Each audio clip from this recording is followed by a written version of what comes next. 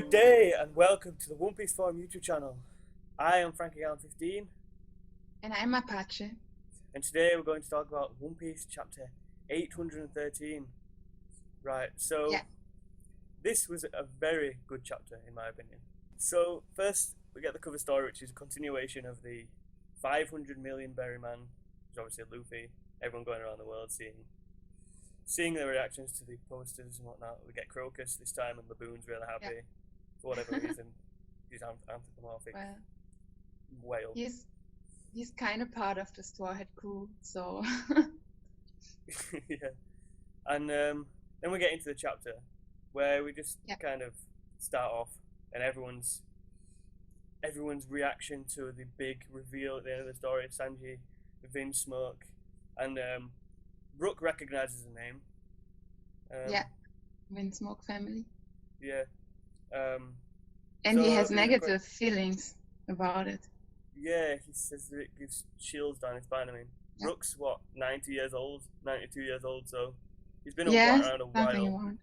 So the family is famous, so surprising that we've never heard of it before, but then again, it's One Piece, so.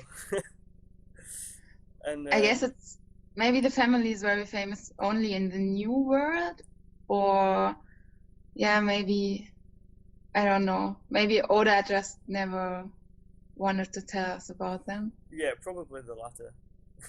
I would imagine, because we get a flashback showing the foreshadowing that he's done previously back in Jaya, where where Sanji told us he's from the North Blue, not the East Blue.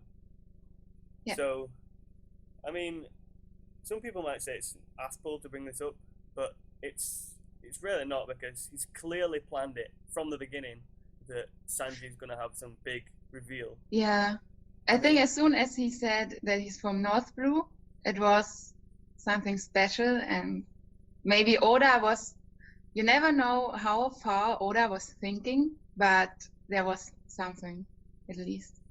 Yeah, I mean, there's even the wanted posters with Sanji's pictures being distorted to look differently or whatever. So to me that's clear that he wanted to give Sanji something to do later on, as we're doing now. And also Brook mentions that to get, or was it Brook or Caesar mentions that to get to the North Blue from to East Blue. To East Blue, you have to cross the red line. Yeah. Sorry. So, and this is actually this is a subject, like, I have been thinking about how can you go from one blue to the other without, you cannot go straight through Grand Line, and you cannot normally or easily go across the red line. So I think it's a very big thing for the people in this world to move from one blue to another. And yeah, exactly. So I mean, either it's one of those things, he obviously like defected from the family. So did he go to the North Pole on his own? Did he go with family and then defect? Did he did he go to East Blue and then defect? It's hard to say. Well, I guess we'll find out. Or maybe they left him on the red line and he went to East Blue on his own. No, I don't know. Yeah, maybe they were traveling to the red line and then he was like, screw this, I'm leaving, and went to the wrong blue. Or something like that. No, he's not though. Yeah. So then we move on to like kind of the next bit where Sanji says that he doesn't need to accept the offer because Luffy wouldn't accept it because he doesn't want to work under a Yonko. But then Capone is like, nope, shows his powers, points all the guns at him. He's like, nope, it wasn't an offer. You're coming with us. Yeah. Capone it's is an offer awesome. You can't refuse. It's an offer you can't refuse. Yeah. And Vito explains that good old Vito, he gets an order box this week, showing his name and rank on the Fire Tank Pirates. I wanted to I see feel like, a bounty. oh, yeah, and I wanted to say I feel like many people really like Vito, and I don't know. I think I'm not that fond of him. He's a new mafia goon. He's got a long tongue. I don't know. Big hands. Massive gun. Yeah, I don't know. He looks, I don't know. I will wait how he Yeah. will develop. I like seeing the bounties of minor crew members. I don't know why. Like, because he's clearly one of the higher members of Capone's crew. I kind of wanted to see a bounty, whether it's 80 million or whether it's 12 million. I just wanted to see a bounty, you know. What do you guess? What do you think his bounty is? I guess over 100. Maybe, Yeah. maybe 100, 110, something like that. Yeah, if Capone has 300, Yeah. 100 would be appropriate. Depends if it's And he first has mate, giant hands.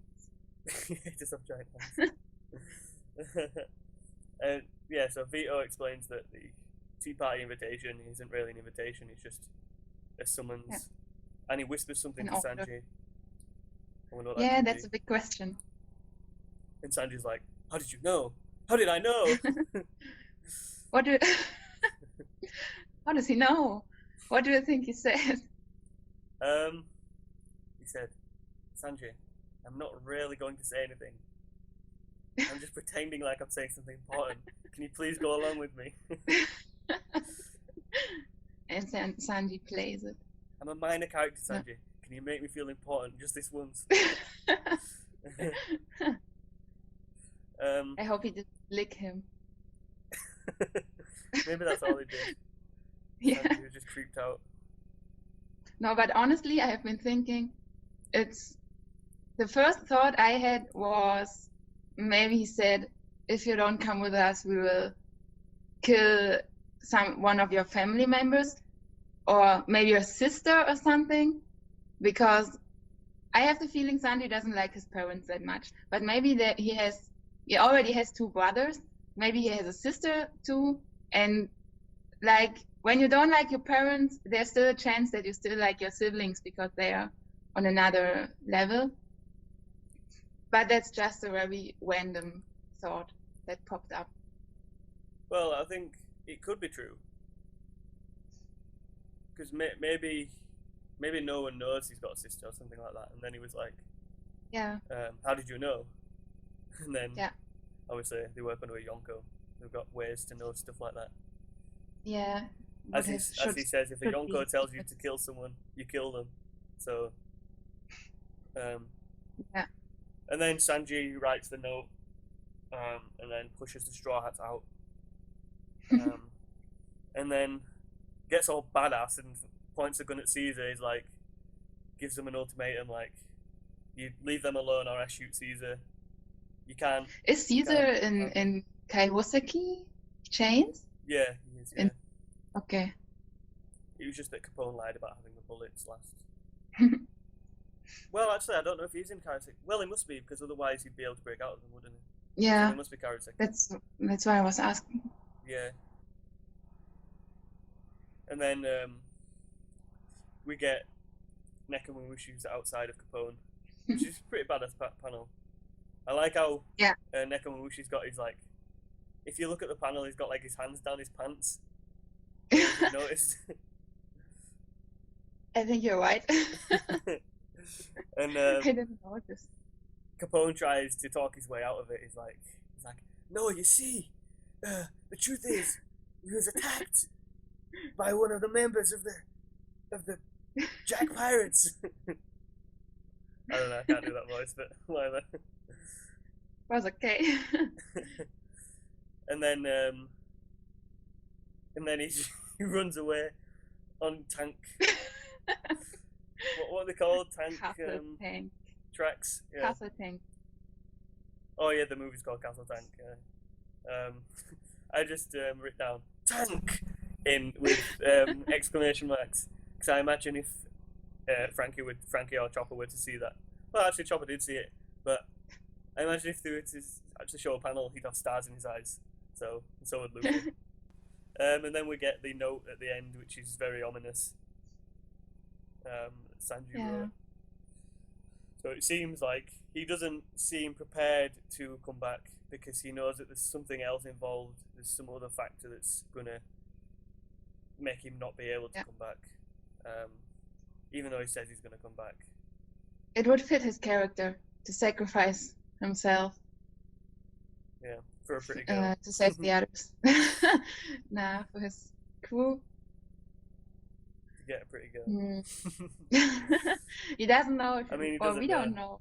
I'm actually surprised that he was so against going along, even though he knew he was getting married. I don't know.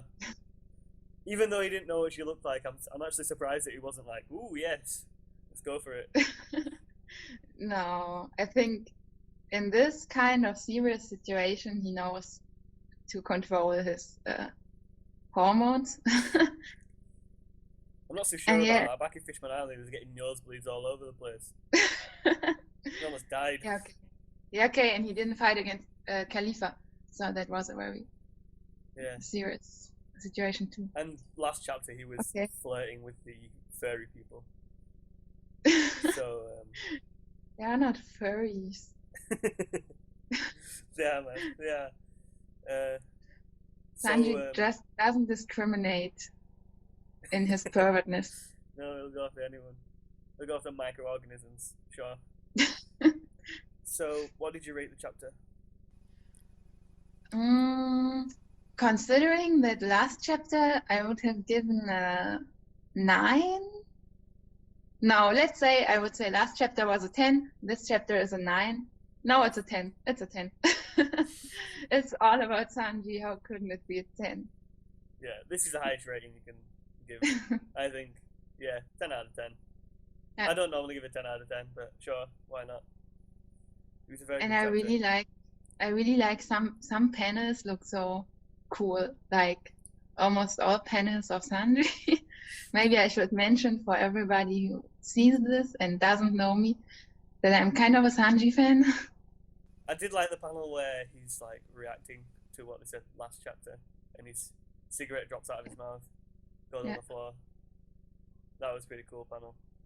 And Chopper and Nami are reacting like I was reacting at the end of the last chapter. It's like, oh my god.